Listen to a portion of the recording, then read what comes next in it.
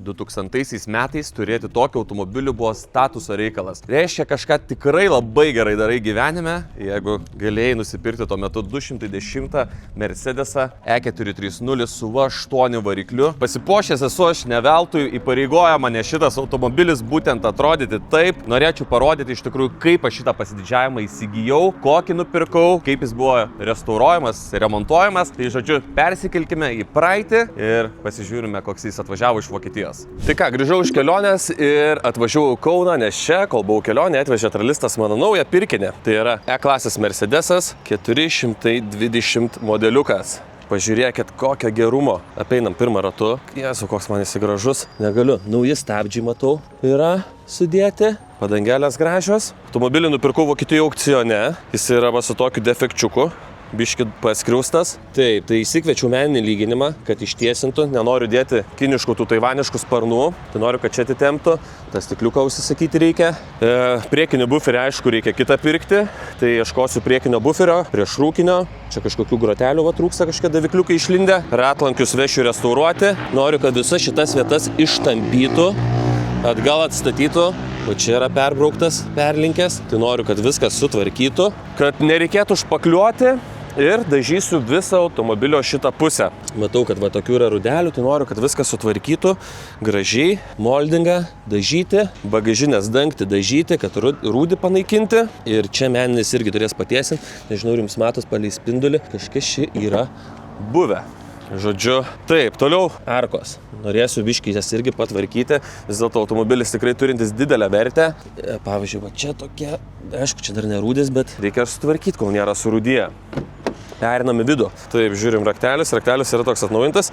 Yra ir antras raktelis. Sumokėjau 1801 eurą už automobilį ir 650 eurų už automobilio atvežimą. Tai dabar kiek čia stovi jisai? Klink. 2451 euras. V8 170 tūkstančių kilometrų rida. Jokių klaidelių nieko nėra. Tai automobilis turėjo nei vienos salono nuotraukos. Vokiečiai dažniausiai būna fotkina tik defektą. Tai nebuvo nufotkina, kaip salonas atrodė. Tai dėl komplektacijos, va tai, laukiau, kas čia bus, ką čia gausiu. Gavau labai gerai. Labai esu patenkintas. Aš kaip pirkau pagal ridą, pagal variklį, žiūrėjau, kad automobilio vertė yra maždaug 7000 eurų tvarkingo. Nu, toks tvarkingas. Senas kai automobilis, tai yra tų tokių detalių. Šitas automobilis yra 2003 metų, pačių paskutinių metų, kada buvo gaminamas. Visos sąskaitos faktūros. Iki 2023 metų automobilis prižiūrėtas Mercedes atstovybėje. Iš tiesų matos, kad būklė labai gera. Superinės vertės tas automobilis. Ir tokį gerą gavau. Čia visur matos papūsą, kad nesurūdytų. Čia yra kažkas daryta prie ABS-o. Įsiaiškinsime eigoje, kaip čia kas yra. Pavyzdžiui, čia yra biškai pažeistas kapotas, tai tiesiog jau turbūt taškavimo būdu bus patvarkyta ir poliruojama. Bet šiaip džiaugiuosi labai pirkiniu. Pasižiūrėsime, kiek jį dar aš suinvestuosiu, nes norisi automobilį kuo geriau restauruoti. Įdėta dugno apsauga. CD changeris, opa, atsarginis ratas, visas kaip naujas, kaip išvažiavo iš gamyklos, taip yra kažkoks raktų komplektas, dankratas, žodžiu, čia kažkas kliūna, bet 2003 metų, 22 metų automobilių, nereikia daug iš jo tikėtis, plus Mercedesas, žinant, kaip jis yra linkęs pūti, tai superinis automobilio stovis. Aš taip džiaugiuosi šitų pirkiniu, kad net nežinau, kaip čia su juo reikės elgtis toliau. Ar nekils noras man to automobilio pasilikti. Iš tikrųjų užtenka, aš tiek daug tų mašinų, tik tai pamatau kokią gerą mašiną, pasilieku. Tai va, žodžiu, geras mersiukas, superinis, manau, pirkinys. Įvertinkit jūs, kaip jūs galvojate apie šitą automobilį ir pasižiūrėsime, kai man seksis eigoje jį susiremontuoti. Čia reikės dažyti, manau, tas detalės. Iš tikrųjų nežinau, ką susidynėm daryti. Manau, kad teks pasidomėti dėl dažymo, kaip jos dažosi. Klausiau draugo, kuris verčias daug metų tokiais senais Mercedesais, ardo jos. Tai klausiau dėl salono. Čia matosi, va čia su kažkokia kitokia spalva tai patepta. Bandyti tie balti dalykai panaikinti, va čia ir įplyšę. Bandysiu pasidomėti, kiek kainuotų persiūti detalę. Ir aišku, ar pavyktų persidažyti tas sėdynės. Norisi dabar pamatyti, kuo geresnę būklę datempt, nes tarpo kaip ir yra. Manau, kad jeigu datrauksiu iki geros būklės, kad ir 10 000 eurų yra realus skaičius. Tai sakykime, dabar mano akimis kaip atrodo, tai kad aš čia, kokius 2000 eurų tilpsiu suinvestuoti. Galiu galimai padvigubinti biudžetą. Turbūt, kad dabar nieko net nedaręs, irgi galėčiau parduoti dvigubai brangiau, bet juk neįdomu taip. Juk reikia ir pasivažinėti, ir pasidžiaugti automobiliais. O dabar einant prie darbų, yra užsakytas meninis lyginimas, kuris atvažiuoja rytoj. Tai rytoj pradės įsivertins, pasakys, kada gali atvažiuoti. Pradėsim daryti meninį lyginimą, sutvarkysim visus dalykėlius. Skambinu toj dažytojui, užrašau pas dažytoją automobilį ir bandysim toliau rinkti šitą projekčiuką. Žiūrim, ką man čia pavyks su juo susitart. Labas, Tomai. Labas. Kaip sekasi? Viski. Klausyk, girdėjau, kad visai darbų neturi, tai galvoju, gal tau duot darbo.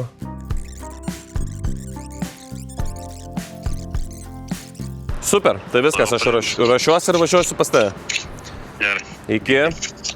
Nu va, sutariau su dažytoju. Už 2 savaičių automobilis turi būti pas dažytoją. Tai turiu nelabai ir daug laiko. Tikiuosi, kad meninis viskas spės sutvarkyti ir važiuosim dažyti. Per tą laiką turiu nupirkti būtinai buferį. Būtų idealiausia, aišku, gauti palei spalvą, bet kokį gausi tokį, svarbu, kad būtų sveikas ir kad būtų originalus. Kimam prie darbų. Nu ką, chebrytė, atėjo žiema, pilnas sniego, esu vėl Minkovskių gatvėje, mano mersiukas nudažytas, atvažiavau pasimti, susimokėjau, tai sumokėjau 1100 eurų.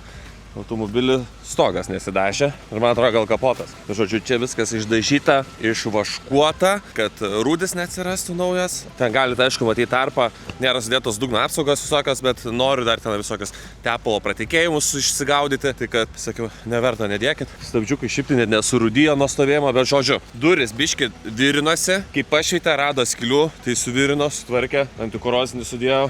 Duris dažytos pilnai, čia meninis atliktas, dažyta pilnai, bagažinė pilnai dažyta, nes čia rūdis buvo, rūdis išgaudytos, šičia meninis viską tiesino tvarkė, pamena, turbūt prie žibinto čia koks buvo sulankstytas, ištiesino meninis, kad nereikėtų tepti košės, perdažyta, tai kapotas, stogas nesidažė. Priekinis buferis, Taivanas, neoriginalas, man atrodo, gal 75 eurus kainavo. Abudu keičiau prieš rūkinius žibintus, nors reikėjo tik vieno, bet vieną nupirkau. Tai kai reikėjo dėti dažytojas, kadangi ir nuardė seną ir sudėjo naują, tai dažytojas sako, davai nupirk, sako, abudu, nes labai skiriasi. Matosi, kad vienas naujesnis, kitas senesnis. Sakau, gerai, 35 eurų su PVM, pamenu, kad vienas prieš rūkas. Nu, žodžiu, nepasakyčiau, kad labai brangiai viskas sustvarkė. Ai, dar tvarkiau šitas langų apiplovimas piroklytės neturėjo. Tai pas savo draugą Matą, kur kažkada rodžiau, man atrodo, gal kažkuriame epizode savo kitam. Bet žodžiu, pas Matą, Matui linkėjimai, nuvažiavau. Nemokamai davė išsimti pačiam tas piroklytę, tai sėmiau, viskas. Dabar yra kita problema. Aišku, čia stovėjo, galia matosi sėdyniai, pelėsis atsirado. Sėdynė biški išimta, bet žodžiu, atsirado reikaliukų visokių. Reikia valyti tą cheminį daryti. Žinau, su bambu biški ne to vietų ieškau sėdynės reguliavimo. Tai bet norėčiau dabar ką padaryti. Noriu šitą saloną sutvarkyti. Noriu dažyti sėdynės, kad nebūtų va toksai suvarytas. Ko pasekoje reiškia, važiuosime prie pirmų vartų.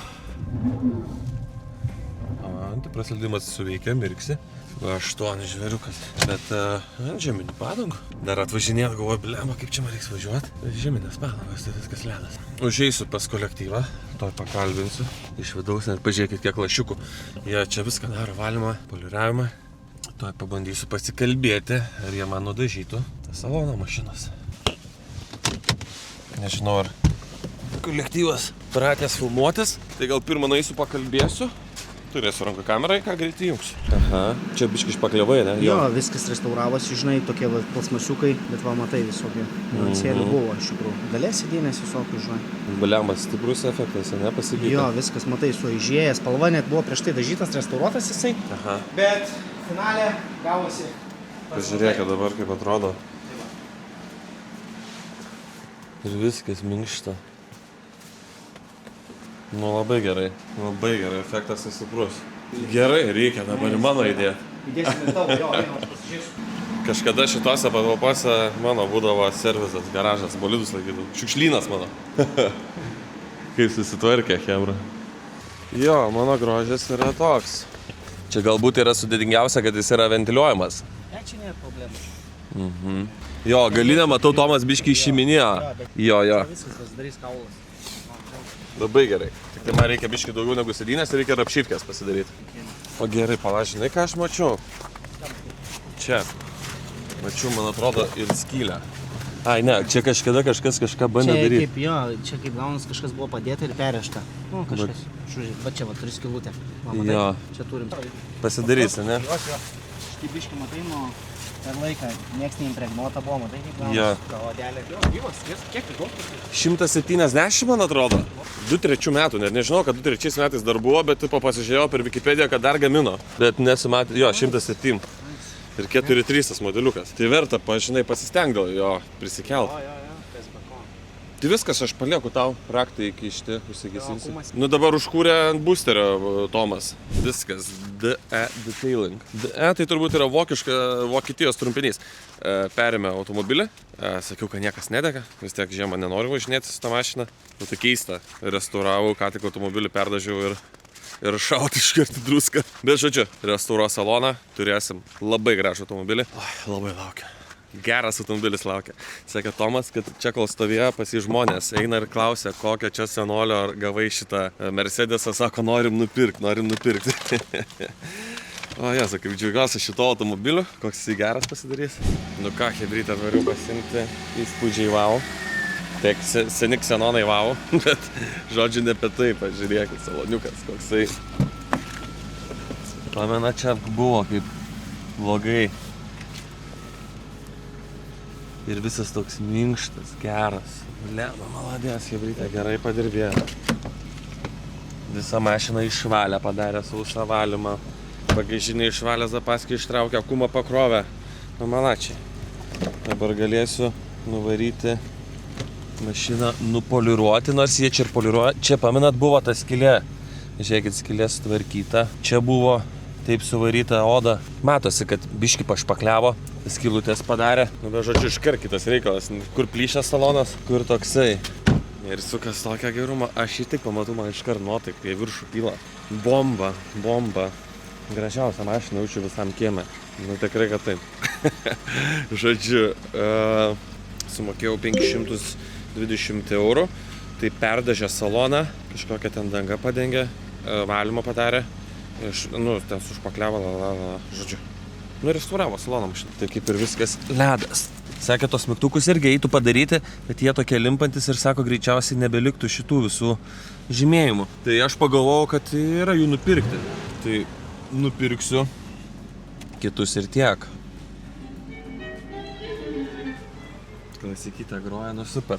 Labai norėčiau kažkaip šitų dalykų atsikartyti. Labai bijau visai tokius dalykus nuiminėti mašinoje, nes niekada nežinau, kas bus papačia, kad nebūtų kažkokio dalyko.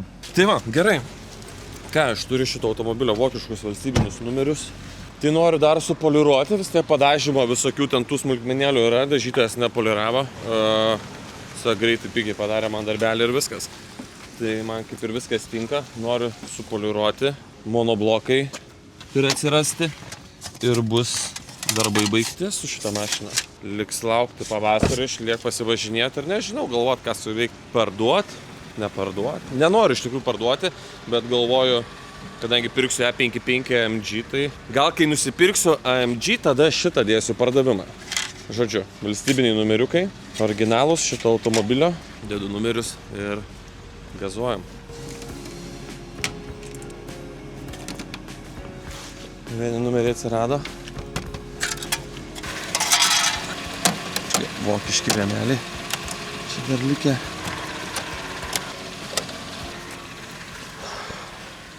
Ta, geriau atrodo.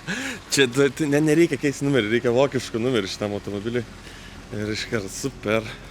Bomba, visiškai bomba. Nu ir viskas. Filmuoju istoriuką, pasidžiaugti Instagrame šitą automobiliuką ir varau pas Imbrą.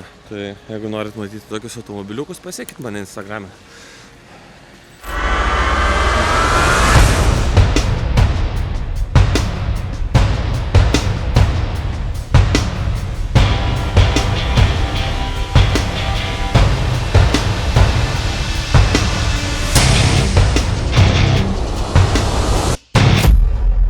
Wow, what a machine. Oh, yeah.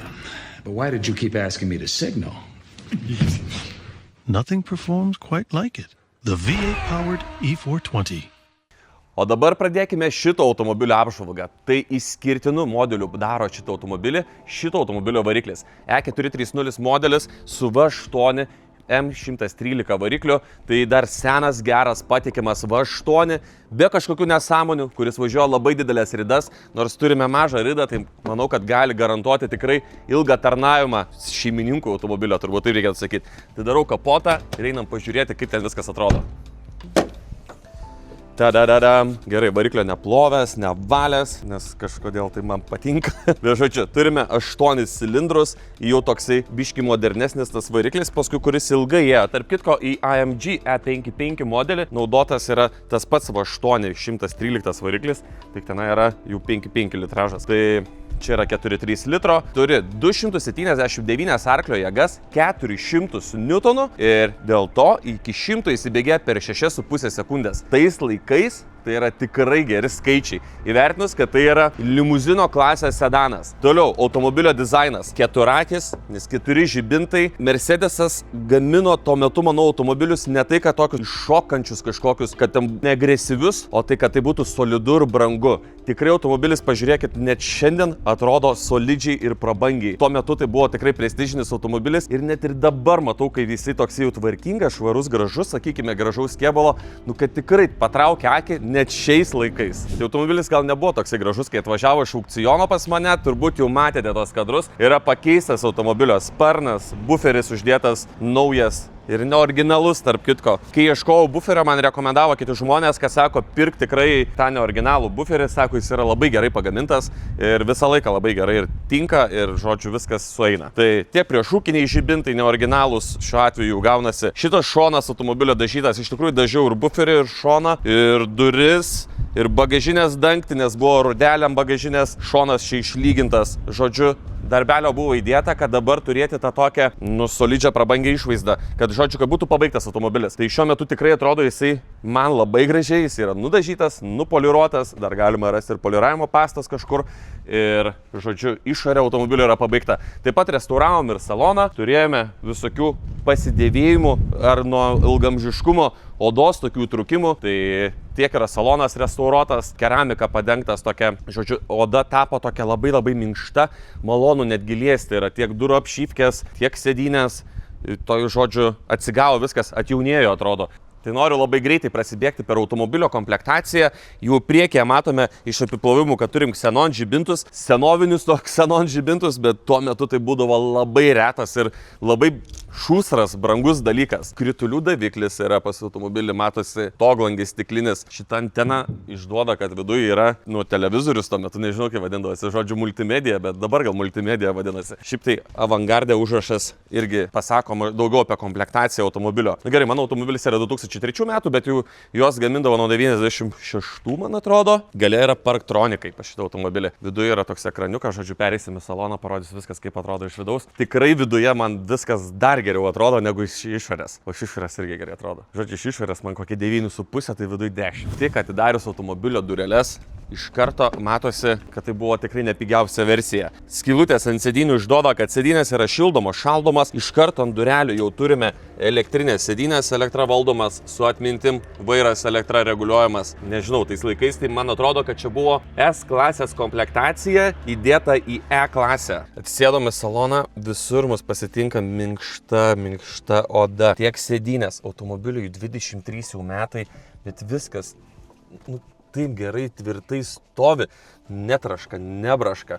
Tikras medis, ne plastikas. Man patinka tas raktelis, kad jau tada pritraukiamas, pasukai užsikūrė, žodžiu, pūdingai maža rida, visą laik džiugina pamačius ant skidelio. Sėdynės, šaldymas, opa, muzikytė, opa, toglangis atsidaro, užsidaro, žodžiu, viskas absoliučiai mašinoje veikia. Elektrinė užuolaida gale, kiekvieną kartą stebina. Čia jaučiu fotochrominis tas veidrodukas gal, ne čia tokio kaip kamerytė, kaip akytė yra. Tai turbūt, kad pritemsta, jeigu saulės pigina. Žodžiu, viskas įspūdingai, lengvai vairas sukinėjasi, E klasė. Mygtukas yra žibintam apiplauti. dar norėčiau iš komplektacijos dalykų parodyti, kas yra ganėtinai toksai man nematytas, nekasdienis tikrai dalykas, ne kiekvienam automobilyje randamas, tai kad galinės sėdynės pasidaro vaikiškas sėdynės. Nereikia dėti kėdutės, o užtenka tiesiog va čia paspausti mygtuką ir sėdynė va tokia va pasidaro ir viskas, žodžiu, labai paprastai. Opa, ir vėl normalus automobilis. Įdomu, kodėl šiais laikais tai nedaro. Toliau turime gale tikrai labai gerus garsiakalbius ant palangės vadinamos. Bose garso sistema šitam automobilyje yra. Tikrai groja labai gerai. Ir manau, kai tais laikais, tai iš vis įspūdingai galima įvardinti, kad groja. Dar vienas fainas vairas yra pas Mersą. Žodžiu, esmė tokia, kad paspaudus vieną mygtuką, kai vairuoji, pavyzdžiui, per veidroduką tau, tai paspaudus mygtuką priekyje, visi jie užsilenkia. Pereikim čia. Čia turim pilną klimato kontrolę automobilyje, tiek kairėje, tiek dešinėje valdosi. Sumaišiau kairę su dešinė vardinamas, be žodžių keleivio ir vairuotojo. Čia įsijungia papildomas filtras, filtruoti, kad šviežesnį, geresnį orą gautume saloną. Tai pavyzdžiui, ten važiuoji paskui, ką nors, kas dūmė labai, paspaudė šitą mygtuką. Ir tau dar papildomai išfiltruoja tavo gaunamą orą į saloną. Toliau turime multimediją. Tuo momento pažiūrėkit, va tai va vaikštai per kažką. Memory sounds. Biškiuką kažką pasireguliuoti galima. Tas spalvelės tokios, flepa, viskas taip gerai. Čia telefonas, kaip prisijungia, nepridėtas. Televizija, Now TV. Radijas, CD, navigacija. Būtų fainai gal rasti kur nors kokiam, gal bijai surasti tų laikų tą navigacijos kompaktą, nes čia tikrai jo nėra. Tai žodžiu, maksimaliausia komplektacija, ką čia galima matyti, matau vietos dar vienam mygtukui gal čia. Tai gal kažkas dar būna papildomai ir žinau tikrai, ko šitam automobilė nėra, tai nėra elektraus lenkiančių veidrodėlių, ką turėjau prie tą Mercedesą, bet prie tą Mercedesą neturėjau užuolaidos elektrinės gale. Šitam yra užuolaida. Žodžiu, jungiam bėgį, judam toliau. Prieš tai važinėjome su automobiliu ir pravažiavau 70 km per valandą greičiu per gulintę policininką. Turbūt netaip reikėtų vardinti lietuviškai, be žodžio. Pažiūrėkit. Nu, 70.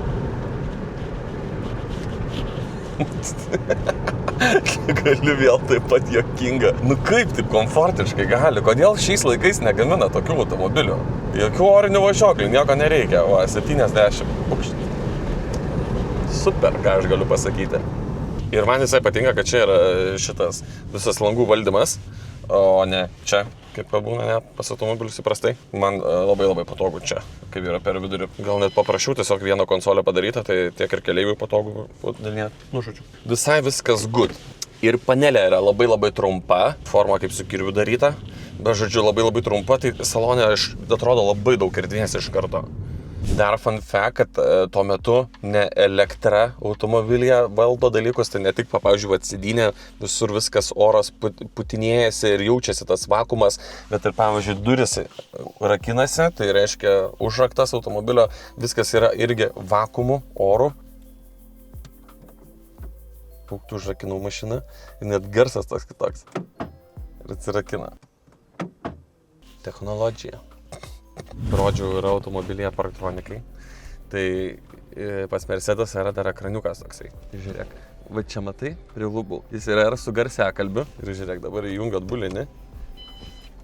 Jis ten įsijungia ir man rodo atstumą, pavyzdžiui, kaip prie kažko važiuoju. Ir aš per veidrodį visą laiką tiesiai matau jį. Tai pavyzdžiui, tenai geltonos tos lemputės šviečia ir paskui pereina jau į raudoną, kai esu labai arti. Pabandysiu privažiuoti prie ko nors, pavyzdžiui, prie pastato, gal pagaus bordiūrą, jau gal net gaudės. Tai, pum. Technologija. V8, aišku, turi pasižymėti ir kuro sąnaudom. To ir pabandysime į jas pažiūrėti. Iš tikrųjų nežinau kiek. O, 12,8 litro. 80 litrų dabar bake, rodo 725 km galiu nuvažiuoti. Galiu pasakyti, kad su automobiliu jau esu praminęs kokius gal 4-5 tūkstančius km. Važinėjau pagrindai iš Vilniaus į Kauną, iš Kauno į Vilnių, paskui grįžtu. Tai su vienu baku nuvarau, grįžtu. Ir dar, man atrodo, vieną kartą nuvarau ir grįžtu. Tai nors rašo 725 range, bet realybėje nuvažiuoju apie kokius, sakykime, 400-500 km su pilnu baku. Bet kuro tikrai netaupau, tikrai visą laiką nuo šviesoforo pajudu pirmas. Automobilis tikrai labai maloniai gerai reaguoja į gazą čia yra jau atnaujinta geresnė biški greičio dėžė, 5 bėgių, automatinė dėžė Mercedeso, gera tokia tvirta, sena, patikima, bet žodžiu tikrai ypatingai sklandžiai bėgius mėto, esu nustebęs, kaip tokiam senam automobilėje taip gerai ir fainai veikia greičio dėžė.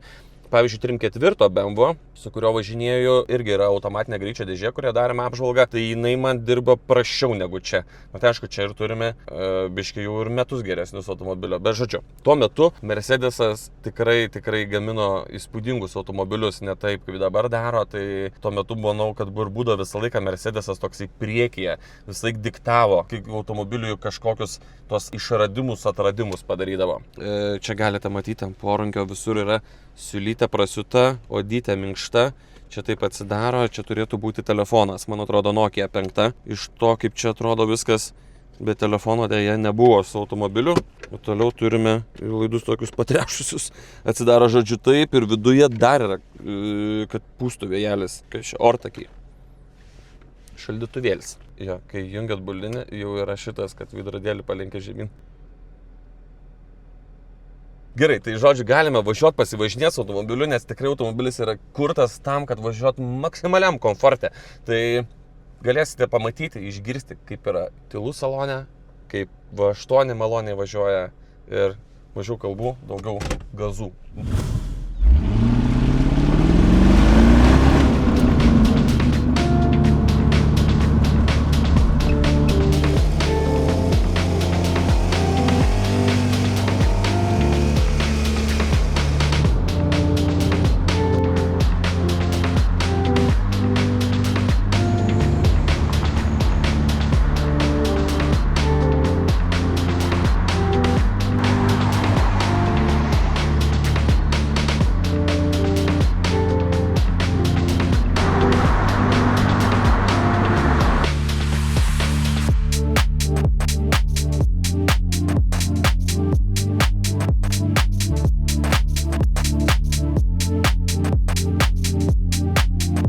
Galvoju, kad jisai pats sustos, tai drąsiai sukausi. Ką, aš nieko nebuvo, atrodo. Ai, nėra vienas sparnelė. Bet neturiu įrankių, kad pasikeis dabar. Žinai, ką reikia daryti, kai su dronas sugenda, bet kamera veikia. Aš pradedu filmuoti ir va taip.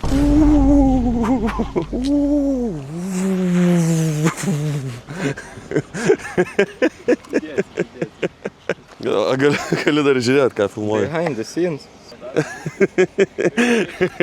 Čia, kai turi dronistų biudžetą 20 eurų, tokį nusamdai va. Tai šokam važiuoti. Iš tikrųjų, mano kolega iškart paklausė, ar čia yra cup holderis. Tai yra va čia. Dviem gėrimam pasidėti vieta ir kad maksimaliai išnaudoti šitas sėdynės, pasižiūrėkit, čia yra viskas dar orų reguliuojama, vat prisiputinėja, išsireguliuoji kaip nori ir žodžiu visur čia šonus, nugarą viską pripučia. Bičias važiuoja be šalmo ir su nugaros parašyta bare time ir be numerių. Ką, o mes važiuojame, iš tikrųjų tai galite girdėti, kad niekas absoliučiai nebilda, nebaraška, netraška. Nežinau, kas per važiuoklę tuo metu būdavo Mercedese. Iš tikrųjų, kai važiavau į Sakartvelą su to sidabriniu mirsiuku, tada ant keltuvo pasikėlėm automobilį, kad prieš kelionę pasidaryti tą tokį aptarnavimą ir pamačiau kokios spiroklės ir apie šitą Mercedesą galvojau, wow. Tai tada jau po tos kelionės supratau, koks tai komfortiškas automobilis. Ir tikrai, jeigu esate tokį turėję ar važiavę, tai tikrai žinote, apie kokį aš komfortą šneku. Nu, ta prasme, automobilis plaukia. Norėjau sakyti, kad ką tik kalbėjau, kad gera garso izoliacija, bet visai stipriai girdžiu lauką. Bet supratau, kad stoglangis atidarytas.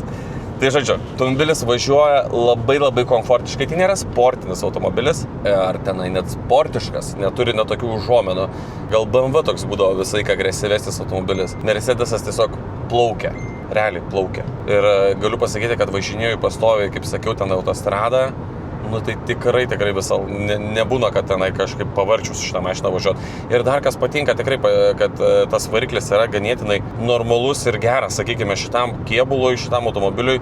Jisai tikrai labai gerai reaguoja į gazą ir gali komfortiškai važiuoti su to automobiliu. Gal tik tai nelabai ekonomiškai. Bet turbūt, kad gal čia ne apie tai ir mašina. Galit pažiūrėti, kaip sureagos greičio dėžė, kai dabar nuspausiu gazo pedalą iki galo. visai gerai perjungia.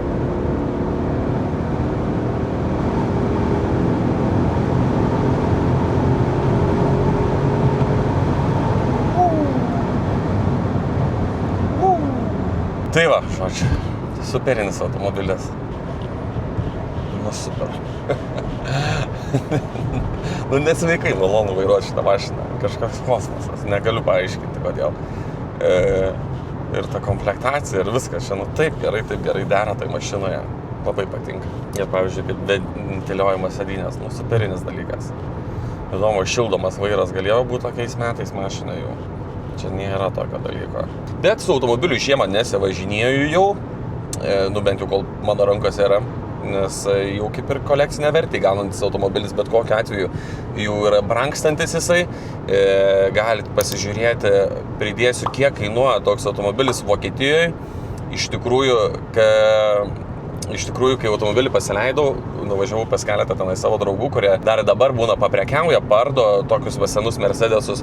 Sako, tu važinėk gatvėje užsirakinęs duris, nes kas nors iš tų kraštų, žodžiu, iš Azijos galų, sako, tai kai pamatysi, norės išlaipinti iš tos mašinos, tiesiog jie taip norės ją nusipirkti. Nu tai pirma, labai dažnai randu lapelius, kad galiu nupirkti jūsų automobilį, užkišamus už valytuvo. Ir turiu vieną žmogų, kuris įkyriai pastoji prašo, jis parašo man žinutę, nu gal jau parduosi, nu tai kiek tu nori tų pinigų už tą mašiną. Tai aš nusinčiu mobilėdę, sakau, kainuoja 15 000, nu tai sakau, gal padaryčiau biškį pigiau. Iš tikrųjų, tai visiškai buvau nesuinteresuotas parduoti ir žmogus man tenai geriausią pasiūlymą buvo davęs 7 000 eurų, tai už 7 000 eurų nesusidomėjau automobilio pardavimu, taip sakykime. Bet praėjo nemažai laiko nuo tos dienos, kai šitas dalykas vyko ir galiu pasakyti, kad čia akimirkai reikės atsisveikinti su šitą mašiną. Tai iš viso norėčiau iki šių metų galo parduoti, gal iš savo parko galvoju kokias 6 mašinas, bent jau dabar taip greitai sugalvoju 6 lengvai, kurių reikėtų jau atsikratyti, per sudėtinga gaunasi išlaikyti tiek ir norėčiau kažkokių kitokių pirkinių. Tai jeigu jūs sudomintų šitas Mercedesas, gali drąsiai parašyti man Instagramą, gal kažką sutarsim, gal įsigysite ir jūs džiaugsitės to automobilio. Bet kokiu atveju tai sakyčiau, kad tai yra labai saugi gera investicija. Pirkai ir tikrai žinai, kad niekada neatpigs. Na ką, praėjo tikrai nuostabi diena su šitu automobiliu, pasivažinėjome, tai saulė jau leidžiasi, žodžiu, dieną baigsime. Tai galiu pasidalinti įspūdžiais, kad tikrai pasakiškai geras jausmas vairuoti tokį automobilį. Parašykit komentarą, iš tikrųjų gal esat kažkas tokį turėjęs, ar ten tėvai gal turėjo, ar draugai, kaimynai kažkas, gal esate važinėjęs tokiu Mercedesu ir pasidalinkit, būtinai papasakot savo istoriją. Manau, kad šiandien nemažai žmonių yra važiavęs tokiu Mercedesu, nes tai būdavo labai populiarus taksas, dizelinė versija. Bet žodžiu, šiuo atveju ne dizelinė, šiuo atveju benzininė V8. Tai dar kartą noriu pabrėžti, aš manau, kad tai yra mano vienas, bent jau tikrai top 3, tai tikrai automobilis favoritinis iš visų, kurių turiu. Bet, kaip minėjau, bandysiu parduoti tiek šitą, tiek kitus savo kai kurios automobilius. Žodžiu, įdomintų šitas mersiukas, galite rašyti man į Instagramą. Instagramą rasite va čia. Paspauskit like ant šitą video, parašykit komentarą, kaip ir minėjau, ir pasimatysime kitose video. Iki.